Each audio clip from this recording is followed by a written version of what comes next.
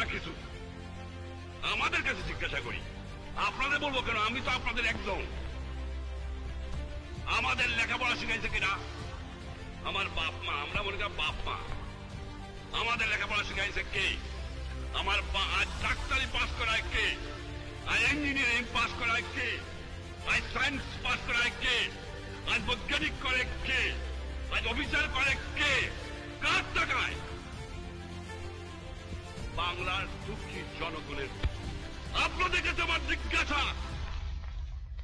শিক্ষিত ভাইরা, আপনার লেখাপড়ার খরচ করে দিয়েছে শুধু আপনার সংসার দেখার জন্য নয়, আপনার ছেলে মেয়ে দেখার জন্য নয়, দিয়েছে তাদের আপনি কাজ করবেন, সেবা করবেন। তাদের আপনি কি দিয়েছেন, কি ফেরত দিচ্ছেন, কতটুকু দিচ্ছেন?